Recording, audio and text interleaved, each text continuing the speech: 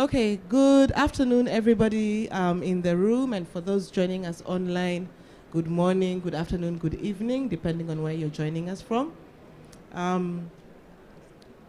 Thank you for joining us today at this event, Movers and Shakers of Nature-Based Solutions.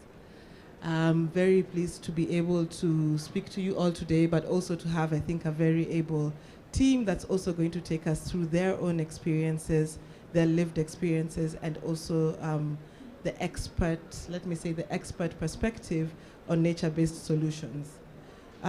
So when we talk about the movers and shakers of nature-based solutions and what's happening, we know that it's not necessarily a straightforward issue. There, especially when it comes to the impact that implementation of nature-based solutions can have on indigenous people, on local communities, that has definitely been something that has been preventing, I think, successful uptake of nature-based solutions. We often see the exclusion of indigenous people, of local communities when it comes to this. So solutions are created that actually take away their resources, their land, their autonomy, and it's kind of seen as okay because it's for the better. And we know that there is a lot of potential that nature-based solutions can offer. So by 2030, it has the potential to offer 30 to 40% of the carbon mitigation needed. But that's a huge price to pay if we're not taking into account the perspectives of people, of local communities, and of the resources that they own.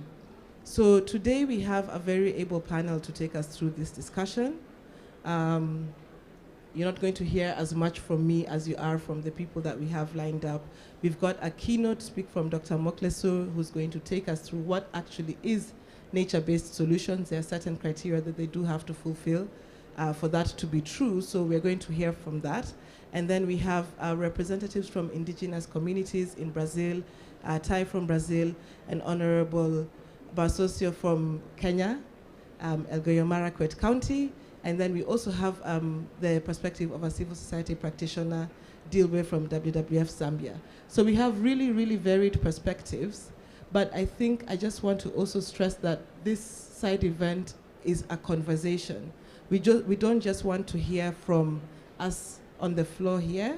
We also want to hear from you on the, sitting in the audience. We really want this to be an interactive session. There will be several points at which we'll open up for questions from the floor. So I'm going to urge you now, if you have questions, if you have comments, please at any point just let us know and we'll be happy to give you the floor. When you do ask the questions, it would be nice if you could direct them specifically to a panelist, if that's possible. But if not, of course, we can also do it as a round table. So as we begin, I think maybe the last thing I will just explain is that for part of the session, we will have translation for Thai into Portuguese. So we can just also accommodate that in terms of the timing as well, but I think everything should be okay.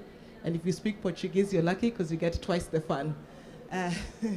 So before we go into the discussions, I'm just going to kick off with a brief summary of Voices for Just Climate Action, which is the program under which we're holding this side event, and just to explain why we're doing this.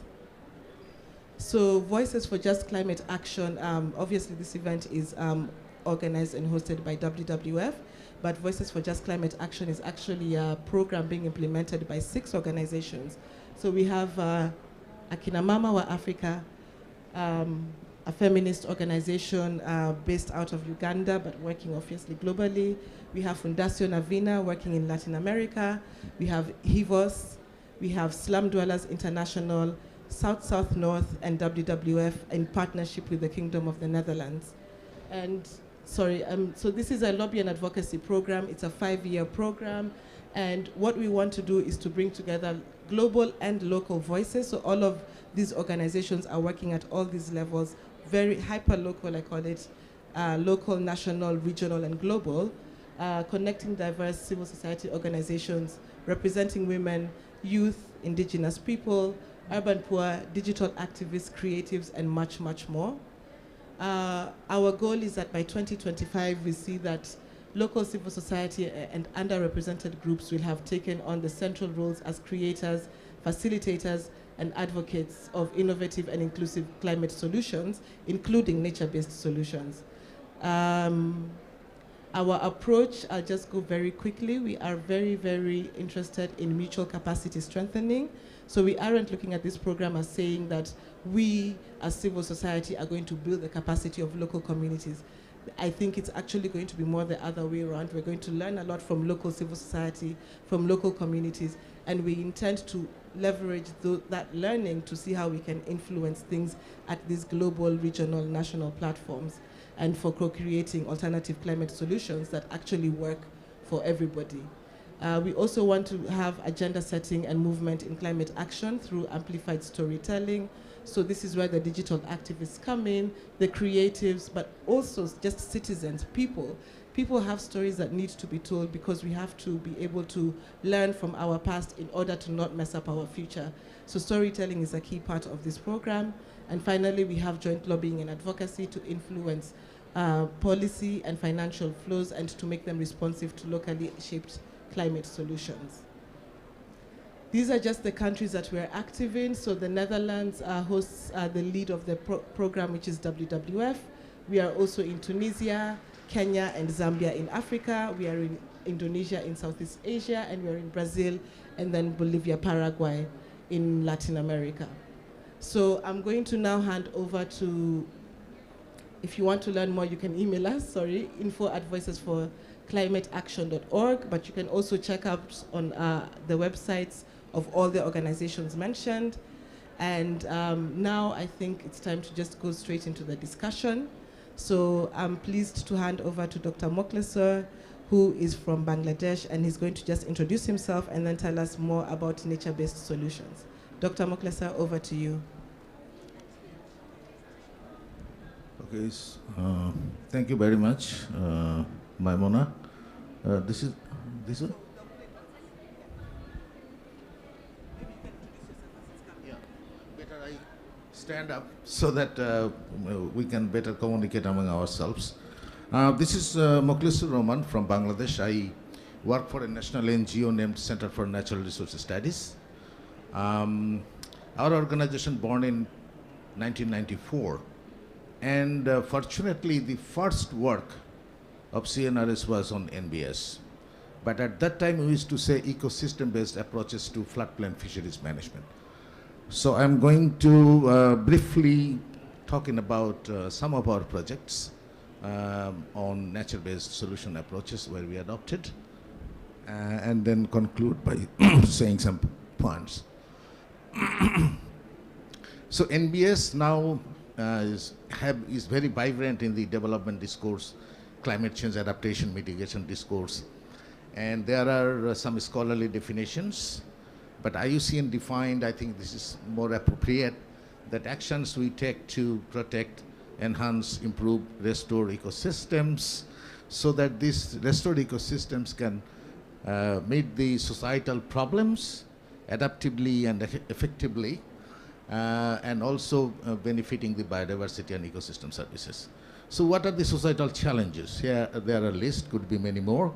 The climate change, food security, water security, loss of biodiversity, declining fish yields, particularly the captured fisheries, human health and nutrition, natural disasters, and various social and economic development.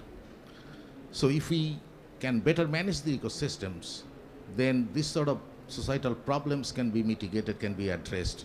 Largely we can have that. So some of our projects on NBS, the first one was supported by the Ford Foundation USA back in 1994 to 1996. And that was on the floodplain wetland rehabilitation. The project was largely on that. I would also like to say that the context of Bangladesh may be different from Africa and other countries, but the NBS approaches, there are lots of similarities in the NBS approaches and interventions. So what was our interventions? Just we established the connectivity between the floodplain wetlands and the nearby rivers so that the fish, eggs, juveniles, subadults, adults of fish can migrate into the floodplains because it was silted up and migration was blocked. So the production in the floodplain fisheries was declined. the biodiversity of fisheries declined, and the fishing communities, they're deprived of fishing and income and livelihoods. So we made the connectivity so that the fish can come in, eggs can come in, the juveniles can come in. And also we need, because Bangladesh is a small country but huge population, lots of pressures on the ecosystems. So we had to build consensus among local fishing communities and social leaders that we need some form of restrictions in fishing, particularly during the early 2 months of flooding, because we need fish to breed and young to grow bigger.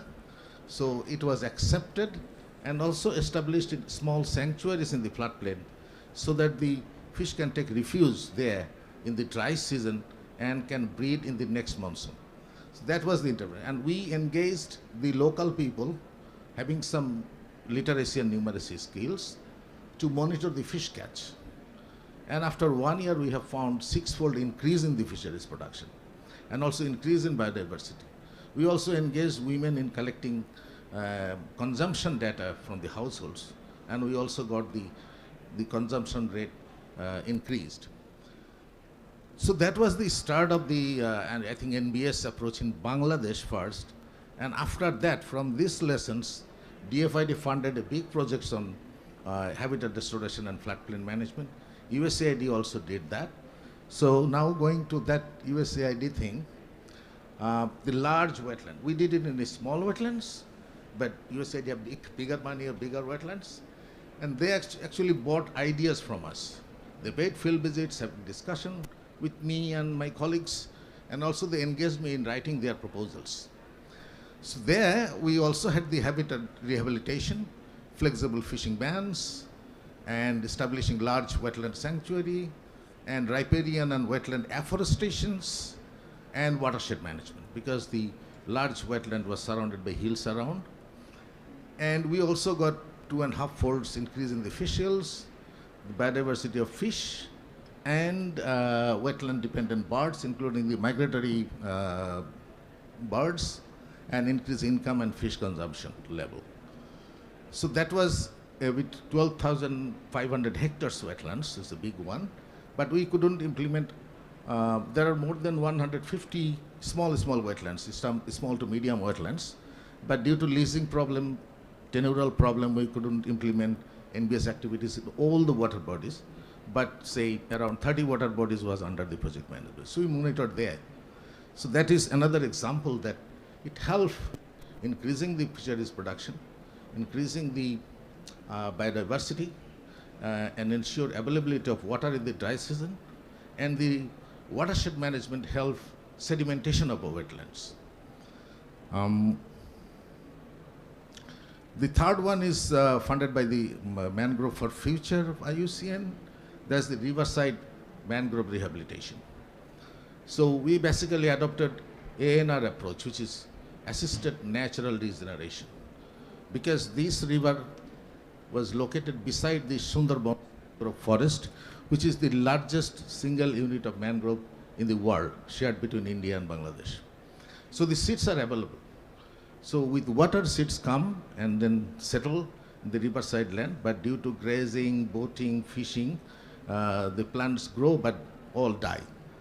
So we took some measures, and which is ANR. I mean, we fence the area so that the tree seedlings can survive, and also did some planting where seeds actually do not germinate. So these are basic, and community gardening. So basically the community would get the ownership in managing and protecting this, and they will get the benefit of enhanced fish. As a result, we have found that now over the last 7-8 years, it is now like a forest. And fish, shrimp, crab colonize the area. And the higher fish, shrimp, and crab biodiversity there, and increased livelihoods from harvesting these resources. And it also acts as green barrier to protect people from cyclones and high tides and high winds. Now moving to the stream forest rehabilitation in Rohingya camps. We all know that there are about 1 million of Rohingyas living in very narrow strip of Bangladesh in the southeast, and that land was under the forest department. It was covered with forest. It's a natural reserve forest. But we had to cut all the trees and made lots of damages to the hill streams and in establishing the refugee camps. So though it is a rural area, it was a forest, very silent place, cool place, but now it is like a town. Many people living there. So the environmental side was damaged. So with support of the UNHCR, we have been working there since 2019. We rehabilitated various streams and created water reservoirs, because in the dry season, there is huge water scarcity. And also, we had the wastewater treatment systems adopting green approaches like vetiver grass, floating vetiver grasses. Canna indica is a kind of plant that can suck up waste from the water, and also other form of kind of bacteria-based wastewater treatment with the help of the technical university, and riparian and hill slope planting with local species. We focused on diversity of species, not a monoculture, and tried to adopt the list from the Department of Forests, and the species represent the previous forest species. So, and also community awareness and guarding. So we did a wildlife monitoring after this rehabilitation of forest and streams, and we have found 124% increase in the wildlife population, the species numbers, compared to the streams where we didn't do the restoration activities within the camps. So it's a positive improvement we have got, and today we have got the mail that UNHCR also extending the projects for another couple of years for doing this sort of thing in other places. The fifth one is with support of the Climate Justice Climate Justice Resilience Fund. It's American organizations. They focus on climate justice largely. And it's in the coastal area where salinity is a big problem and huge scarcity of fresh water. So people can grow only monsoon rice when there is rains, and that dilutes the salinity, and they can grow monsoon rice, one crop in a year. But in other areas of Bangladesh, we get 2 crops, 3 crops of rice and other vegetables and other stuff. So what we did, the problem is largely, there are biophysical problems and social problems. Biophysical meaning the cyclones, salinity, erosion, waterlogging, this sort of thing. Socially, the poor people, the area is also dominated by shrimp farmers. They are rich and powerful. And poors are not organized. They don't know about the policy things. They don't know about water policy, environment policy. They don't know how to deal with the government officials, this sort of thing. So we actually focused on the justice aspects and also on the technical aspects of adaptation. How best we can demonstrate adaptation practices using the nature-based solution approaches.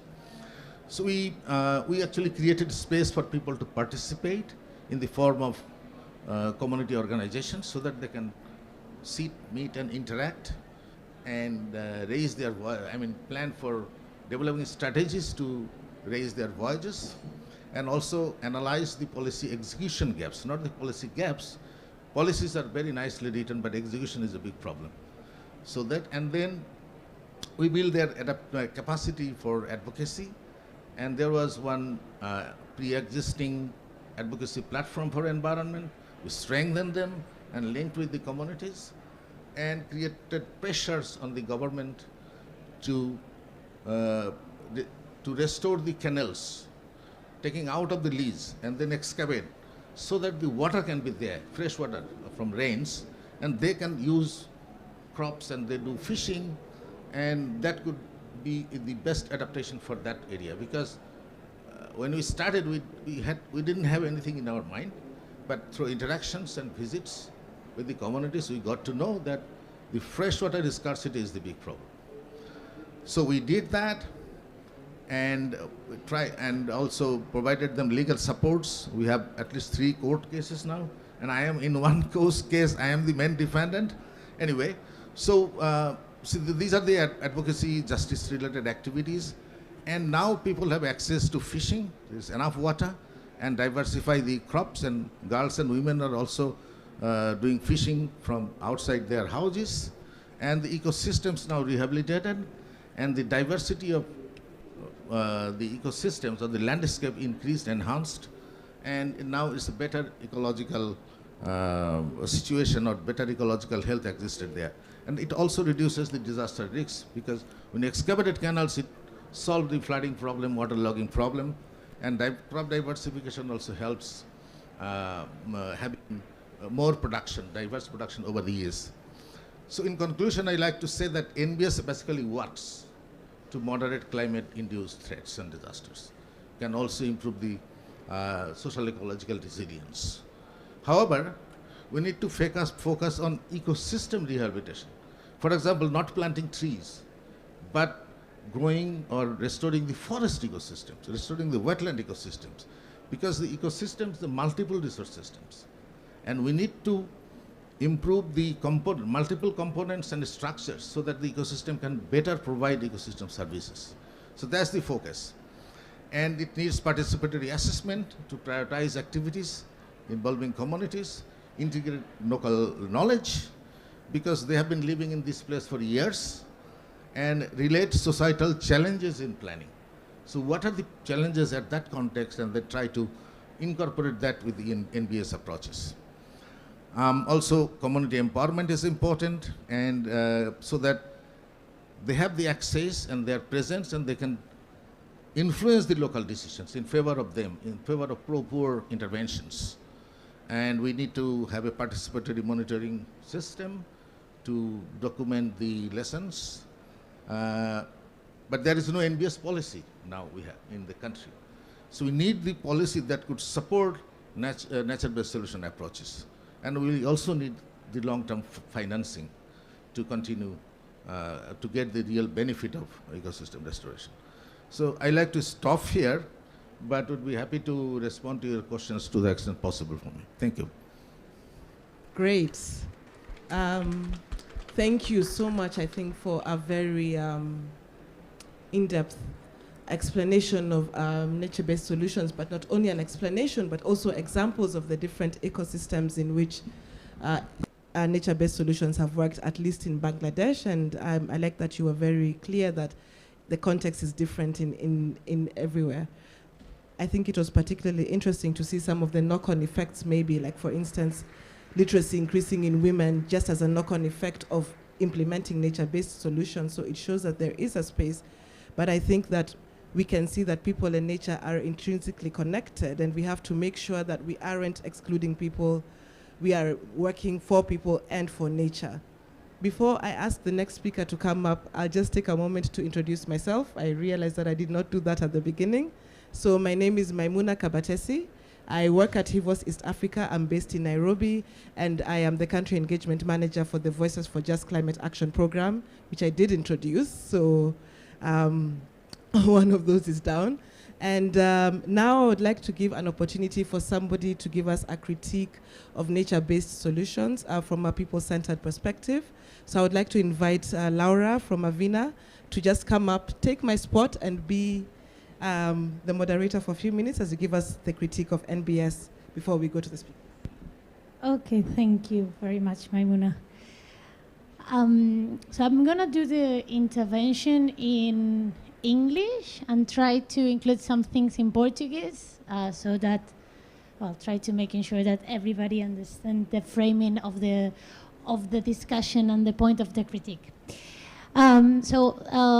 As Maimuna said, I'm Laura Señán from Fundación Avina, one of the partners of Voices for Climate Action program. And this critique is, for us, for the Alliance, it's important to frame the discussion that we like to have today. As Maimuna and my fellow speaker presented, nature-based solutions is a powerful concept, and we have no doubt of that, and we are happy that this is putting nature in the driving seat of fighting against climate emergency. It's important to have consensus on these topics, globalized them and globalize the action agendas of the elements that are contributing to fight against climate emergency. However, these terms in conceptually can be also overused or misused in some cases. And this happens for the same reasons as, sorry, I got distracted. The reason why this concept can be overused has to do with, of course, with power dynamics and power structures, the same power structures that we are having even in this room. Each of our organizations, has a different interest and it's allocated in a different power position, and it's from this place where the use of nature-based solutions as well as other concepts of like climate justice can be used with specific interests. And this is actually where we would like, from the point of view that we would like to frame the critique. It's not the critique itself to the concept, but how it is used, this concept. And linked to that, and with the panel that we have here today and the objective of the Voices for Climate Action program, for us it's important to use the nature-based solution, to put the nature-based solutions concept at the disposal of those that are at the center of developing these solutions, indigenous and indigenous peoples and community and local communities. And it is very important that we have into account that this risk, this conceptual risk, can be also used to perpetuate the inequity that the communities and the indigenous communities, indigenous peoples and communities has suffered and traditionally, and how this cannot be an additive to that. So that nature-based solutions cannot be a green or local washer depending on who is using the concept and depending on the measures that are taken, as Maimuna also said at the introduction. For us, and the critique perspective has to be always accompanied by ownership, leadership, and the rights of the indigenous peoples and communities at the center of the developing of these solutions. Also in terms of accessing to finance, because many of the international pledges that have been launched on nature-based solutions are not even reaching the local communities. So this is something that we also have to take into account, how to use nature-based solutions as a basis for just climate action. And this is the motto of our program. So now I'm going to give some words in Portuguese. Eu sei que você entendeu muito do que eu falei, mas é importante também, o que está falando é que é importante ter que as soluções baseadas na natureza não são só um conceito que a gente utiliza para falar do que a gente faz para lutar, perdão, eu tenho muitas línguas na cabeça, para lutar contra a mudança climática, mas tem que ser, tem que estar nas mãos das populações indígenas, e tem que pôr no centro a sua importância, o empoderamento. A gente falava ontem disso, muitas vezes são soluções que já existem, não tem que criar de novo, né? E aí essa crítica às soluções baseadas na natureza é que quando um conceito está muito utilizado, às vezes perde, não é que perda o sentido, mas é cooptado por interesses que não põem sempre esse valor no centro, né? Now, just to try to bring both languages, sorry for that. None of those is my mother tongue, so thank you. All right. Would you say that? Yeah, or you can take that mic. All right. Okay. Thank you so much. So we've just had obviously the keynote, but I think also the critique to explain where Voices for Just Climate Action is coming from, but also what is the crux of this session today. That's actually what we want to focus on, and that's why we have got voices of people who are working or experiencing or living in these situations and can give us their own perspective. So thank you so much, Laura, for that critique. And now we're going to hand over to Tai. You might have seen her phenomenal speech at the World Leader Summit opening. If you haven't, please go check it out. But we're going to hand over to Tai, and she'll give us her story from Brazil and tell us what's happening with the indigenous community there. Over to you. Boa tarde a todos. Eu sou Chay Suruí, sou ativista do povo Paité Suruí, né, lá de Rondônia, da Amazônia brasileira. Estou aqui.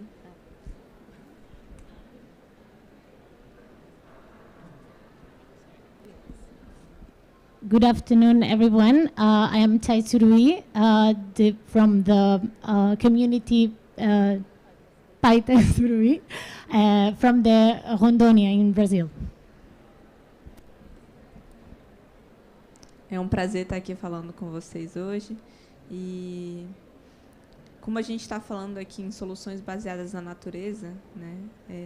E aí, como a minha colega falou aqui, se depois vocês puderem ler, né, o discurso de abertura, mas ali parece ser muito vago, né, o que eu quero dizer, eu vou tentar me aprofundar mais, levando a real realidade do que a gente está passando e das soluções que a gente, né, está colocando em prática dentro dos nossos territórios.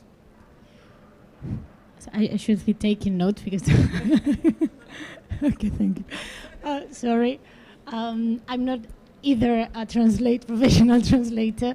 I am, as you've listened to at the opening speech, I address the concept of nature-based solutions in a very vague way. So I would like now today to go deeper into the experience that my people is experiencing on this topic.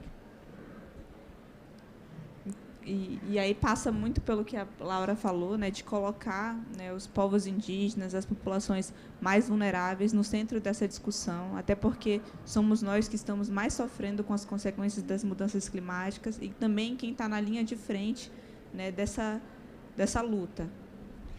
So as Laura just mentioned, I would like to talk about the importance of putting the indigenous people at the center, as we are those that are facing the worst effects of climate change, and we are those that are at the front line of this fight.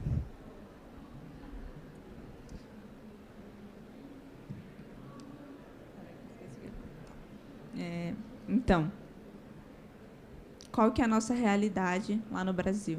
E tem aqui outro parente meu aqui, que é o Bita, que eu vou falar também um pouquinho sobre a terra dele, né, porque a gente também trabalha lá, e vou falar um pouco também sobre o meu território. Né. A verdade é que os povos indígenas no Brasil, a gente está sofrendo muita pressão, né, nos nossos territórios, tanto e também por parte, né, do governo e do legislativo, que colocam que a gente chama de projetos de morte, como, por exemplo, né, o Marco Temporal, a PL 490, que são projetos que querem acabar com as terras indígenas. E o que isso tem a ver com mudança climática, né? So I'm going to speak about my two experiences, my own experiences, and also have another friend that is also here.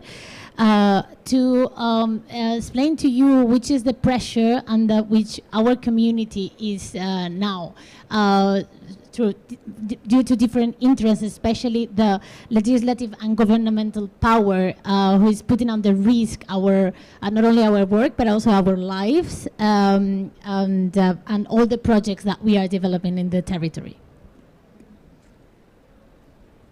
Primeiro, a gente também tem que começar a entender a importância dos territórios indígenas, né, para a Amazônia brasileira, para a questão climática. Hoje, se você pega um mapa do Brasil, você vai ver que só tem floresta em pé onde há a presença dos povos indígenas. So first, we have to understand the importance of the indigenous community, people and communities in Brazil. If you take a map of Brazil right now, you only will see forests alive, growing forests where the indigenous communities are based now. E isso com todas as pressões que eu acabei de falar que a gente vem sofrendo, porque a realidade, né, dos territórios indígenas é que a gente vem passando por invasão, né? Durante a pandemia a gente teve um aumento no desmatamento e das queimadas dentro dos territórios indígenas. E mesmo assim a gente ainda consegue, né, ser os que mais estão protegendo a floresta. And the fact that the forests only grow where indigenous peoples lives is happening, although all this pressure that I've just mentioned before. During the pandemics, we've suffered many invasions of our territories and the burning of our forests. And even though we are going through this situation, we are still keeping the forest alive. E aí eu vou começar a falar um pouco das soluções, né, e da luta mesmo que a gente vem travando dentro dos nossos territórios contra isso que está acontecendo. E eu vou começar citando a terra indígena Uruauau e o meu colega que eu falei ali, que é o Bita. Dentro da terra indígena... Não, tá bom. É só que não entendi o nome da terra. Bita. Bita. So I'm going to explain now about the solutions and actually not only the solutions but the fight, because it's linked to these solutions, the fight that we are carrying out. And I'm going to start with my colleague from the Vita, my colleague Vita. Vita. The Indigenous Lands Uruauau. From the Indigenous Lands Uruauau. Lá, né, eles têm um grupo de monitoramento, né, porque a gente está passando por um socateamento dos órgãos ambientais, da própria legislação ambiental no Brasil, né? Enquanto o governo está aqui dizendo que vai zerar o desmatamento até 2030, né? Não é o que está acontecendo lá de verdade. This group has in their territory a monitoring group to monitor the deforestation of their territory. Although the government is here announcing goals on deforestation, on stopping deforestation in the upcoming years, this is the fight that they are carrying out there. E aí eu vou citar, né, nossos parceiros, que a gente está aqui, o WWF, né, o povo Uruauau, né, ele, junto com outros parceiros, a Canindé, tem esse grupo de monitoramento que vai utilizar as tecnologias para fazer a sua proteção territorial, onde a gente, né, utiliza drones, GPS, os celulares, para estar fazendo o monitoramento da terra, né, com os cursos que a gente recebeu dos nossos parceiros e, enfim.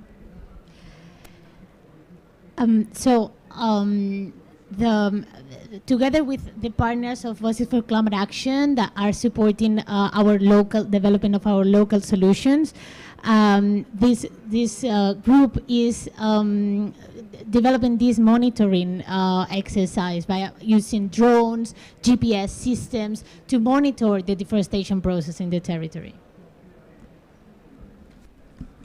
E nesse sistema a gente consegue averiguar, né, onde que estão invadindo o território, onde que estão desmatando. E agora a gente está criando um próprio sistema, né, de mapeamento, onde a gente consegue ver também onde está sendo queimado, onde está aparecendo as queimadas por satélite, e para ir lá, né, no local, averiguar com a equipe de monitoramento, né, se realmente existe uma invasão, quanto daquilo foi perdido, e fazer essa proteção mesmo do território, de tirar os invasores que estão lá destruindo a terra. And thanks to this, we are able to identify where these aggressions are happening, where the deforestation is taking place, and where our territories are being invaded.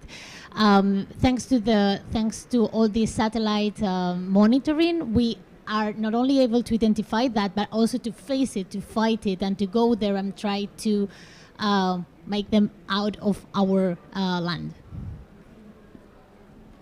E esse trabalho é essencial e muito importante, né, não só para o povo Uruauau, né, mas para todo o estado de Rondônia, pois a terra indígena Uruauau, dentro dela contém, acho que o Bita me corrige aqui, pelo menos 12 nascentes, né? 127, eu já errei.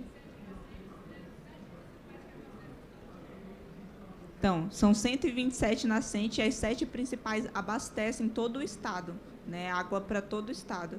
Sem contar a grande área de floresta, né, a biodiversidade que existe dentro daquela terra. Onde o rio nasce. So this work is essential to protect our territory. These lands is where more than 127 rivers born, and they feed the whole state of Rondonia. So that is to show the importance of this work. E lá também, dentro dessa terra, vivem lá 3 povos indígenas em isolamento voluntário, que são aqueles que ainda não fizeram, né, contato com os não indígenas. And in this territory, they live 3 indigenous communities without contact with other communities, so especially protected. Então é muito importante que a gente proteja essa terra, né? Porque é muito importante que a gente proteja esses povos que ainda, né, que ainda estão em isolamento voluntário. So that is why it's so important to protect these lands and to protect these peoples that are living in the lands. Só que, né, a gente sabe, e aí... tá, eu vou falar então só mais um pouquinho mais rapidinho. E aí, né, eu vou tentar fechar aqui, que se deixar eu falo até amanhã, gente. So, due to time, I'm going to stop here to leave floor to my colleagues. Tá, aí eu vou Só que a gente também entende que a proteção, ela vai lutar, essas soluções vão muito mais além só da proteção, né? E aí eu vou falar um pouco também do meu território e do meu povo. Lá a gente tem um trabalho de reflorestamento, né, onde a gente vai devolver para a natureza aquilo que foi tirado dela, e aí a gente vai plantar plantas frutíferas. Tá muito, né? Very quickly, I didn't want to leave without talking about my own territory and the project that we are developing, which has to do with devolving to the land what it has been taken out from them. Plantas frutíferas que vão servir para a alimentação do nosso povo, também para a nossa espiritualidade, né, porque tem muitas árvores que são sagradas e algumas dessas árvores também chamam animais de volta, né, e que alimentam a nossa comunidade e também servem para fazer os nossos artesanatos, e enfim, e porque a gente sabe e entende que a gente só vai alcançar a justiça climática quando a gente alcançar a justiça social. E falar de sustentabilidade é principalmente falar daquele, né, do three bottom line, né, tem que passar por uma economia social e ambiental.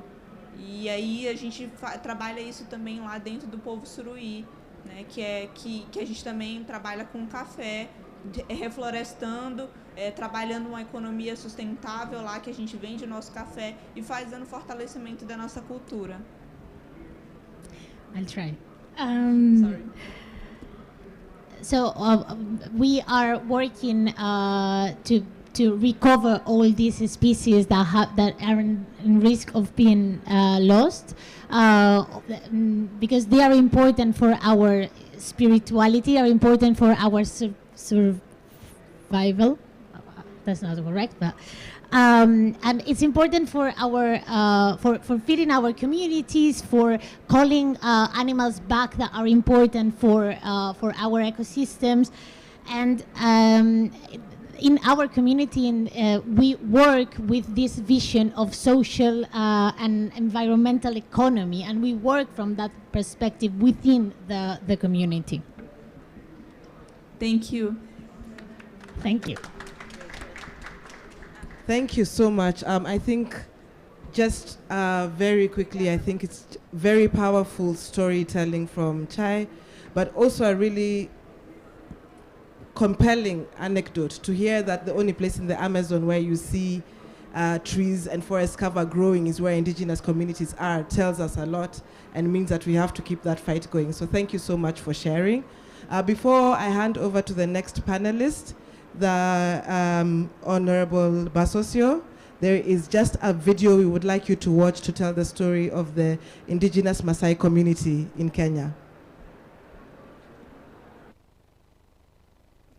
Yeho ya my balunye areme murend mangar munga na ile bunye lobranda ya na yumulo nyamasya dunye ra na shage graragin ra na shage graragin indi mango muna mai shage ra na shage graragin na bimor bibi no lambi ra na shage graragin oleme yolo na minangi yora na shage graragin na dilobe nyangiri ramedundo na shage na dilora yangiri ramedunda na shage graragin na shage graragin oh ya oh ya oh ya Yake kajoge nanu lalo na yu nesi amai rono na de na angop endim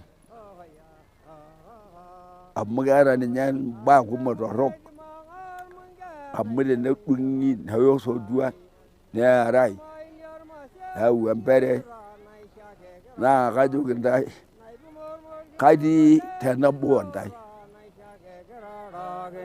Indi mango muna mai shagin ara na shage graragin oleme yolo na minangi yora na shage graragin na dilo rayan gre ramedunda na shage graragin oh oh oh oh ya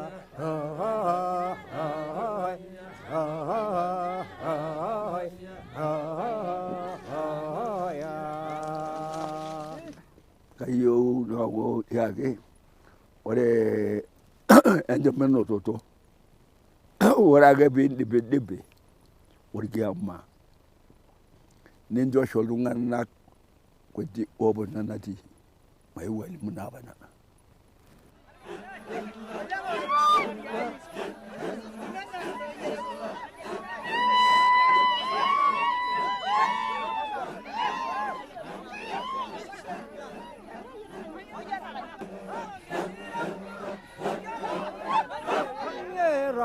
shage graragin na shage graragin indi mango muna mai shagin ara na shage graragin na bimor bibi no lambi ra na shage graragin oleme yolo na minangi yora na shage. A number of local communities have their own what we call traditional governance systems to ensure that the forests that they live around or they live in are conserved. And one of the agendas for this COP26 is to ensure that communities, especially indigenous communities that have ensured that their forests have remained intact, will have their voices heard, and this should be integrated in other ways of managing forests in different parts of the world.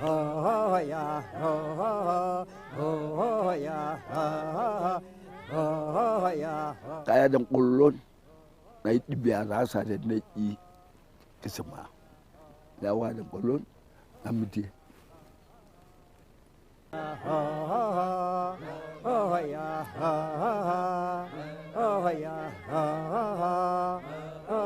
Arime muraj mangar mangar na lebunya lobirdan bai na imur mai yar ma se dunye ra na shake grarage na imur mor gino lembi ra na shake grarage indi mango mona mai shake ngara na shake grarage oleme yolo. Wow. Thank you so much for sharing that from WWF Kenya. And I think I will just hand over to Honorable Adam Basosio to introduce himself and to give us just a few key points of the story he wants to tell from the community he comes from that you just saw, the Maasai community. Over to you. Thank you so much, Maimuna, and good evening all. My name is Abraham Barsosio. I work for the county government of Elgeyo Marakwet in Kenya as a minister in charge of water, lands, environment, and climate change. And I want to start by saying that the indigenous knowledge in our communities is fading away slowly and very fast at the same time. And this is that time that we need to inculcate nature-based solutions into this so that we are able to safeguard that responsibility that the indigenous communities has been fronting in terms of doing conservation within our communities. From where I come, and it is good that we've seen the story of the Olaibon. That Olaibon, to be able to reach him, you have to do a lot of bookings for you to get him. And it is the same thing that all of us we want to inculcate.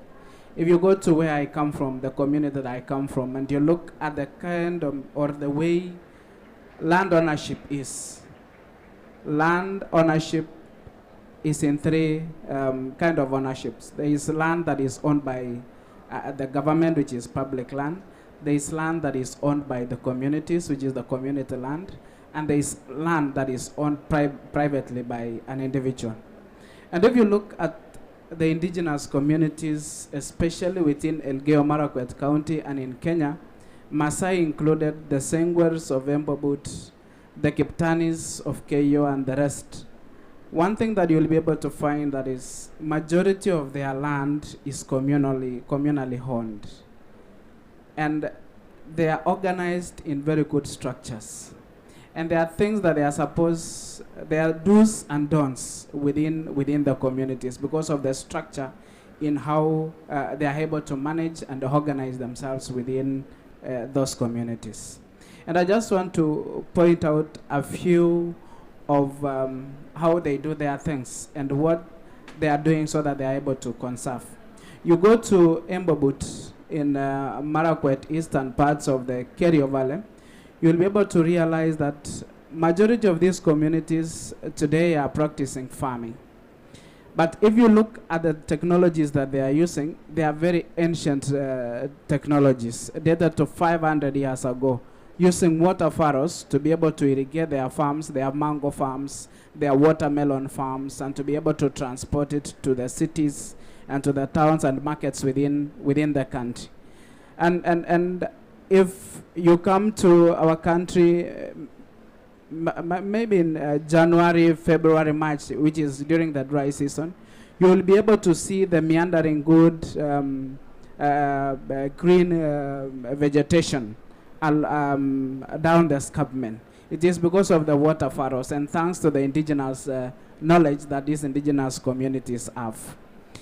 Again, when you come to the Ministry of Environment and Forestry, where we are doing the meteorological studies and be able to look at the weather forecast, one thing that our director has done is to be able to bring in the indigenous knowledge into this.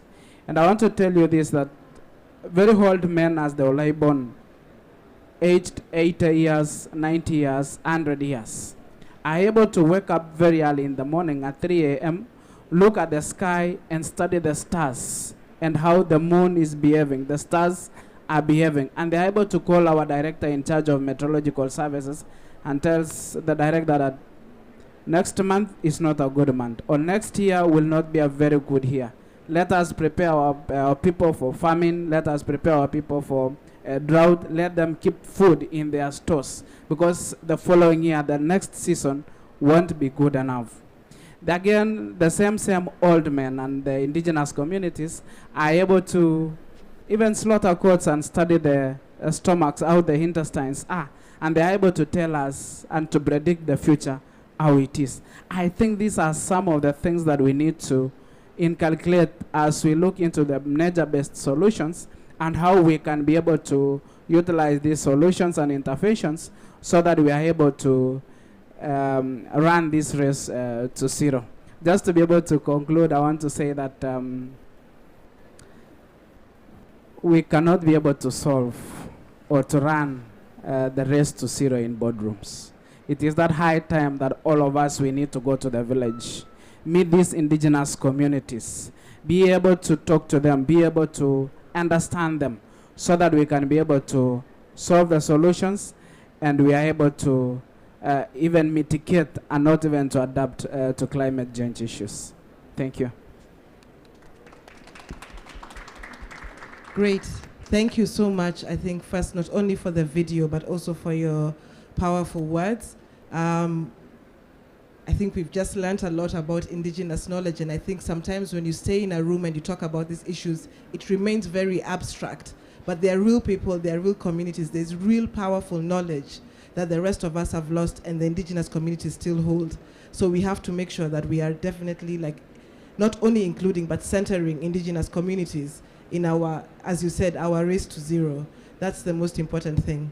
Last, but definitely not least, I want to introduce Dilwe from WWF Zambia. So Dilwe is just going to tell us the story from a civil society perspective. How do we as civil society, how do we take those first steps towards ensuring that indigenous people and local communities are centered in our nature-based solution approaches, and that they're centered in conversations like this at all levels, from local to global?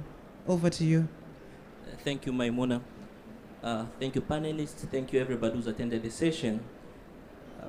My name is Dilwe Siamuntu. I am the district coordinator for the Voices for Climate Action in Zambia, under WWF Zambia. And just to tell the Honorable here that as WWF Zambia, we've gone back to the village. We've gone back to the people for the Voices for Climate Action to really get the story and get the solutions that we're trying to achieve. So the first thing I'd like to say is that we are in the WWF pavilion, and in my own words, WWF works at creating an environment where man and nature can live together, creating the peace, the harmony. So for me, that's already looking at nature-based solutions. Secondly, climate change is real.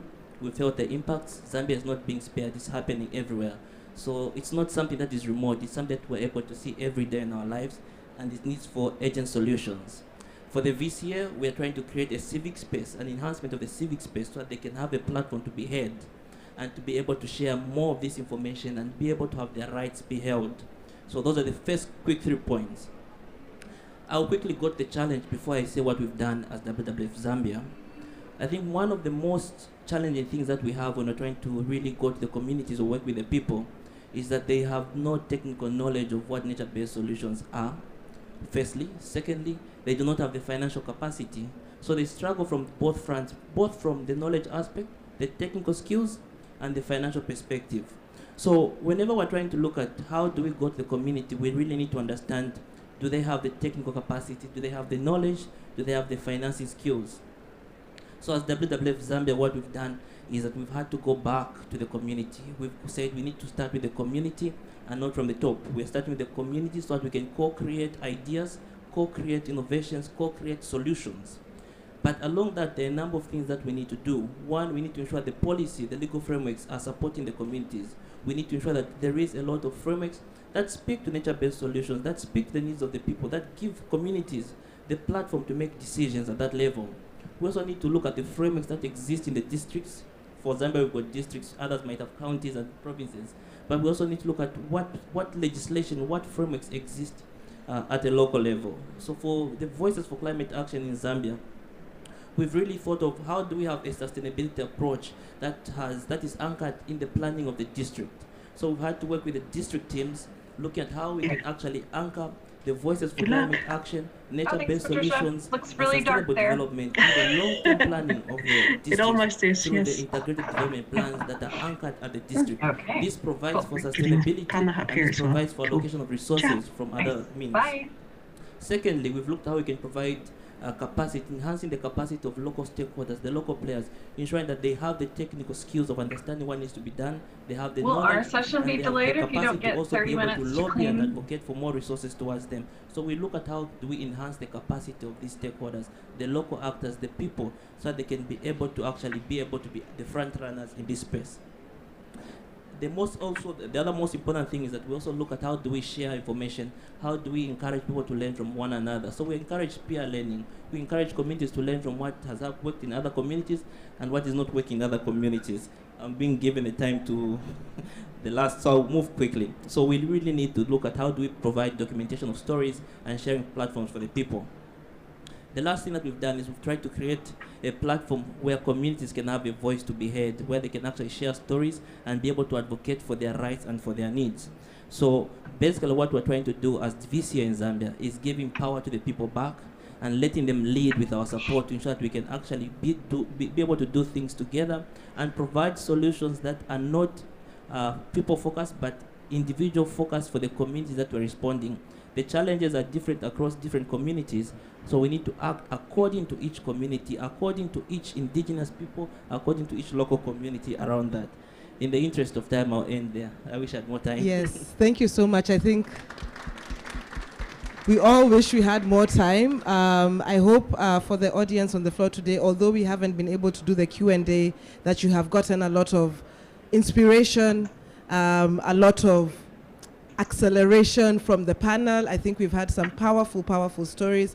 I want to thank the panel so much for sharing your expertise, your living knowledge, yourself with us. And I hope that even as we step out and give space to the next panel, that some of the panelists can stay around and maybe answer your Q&As directly, Hi, like a Dean. VIP experience. Dana can't So please speak yet while the other session wraps up. take that time to just say hello to the panelists, ask your questions quickly, and then we can leave space for the next session. Thank you, everybody in the audience. Thank you, panelists. Thank you to the technical team for the support. Happy COP to everybody.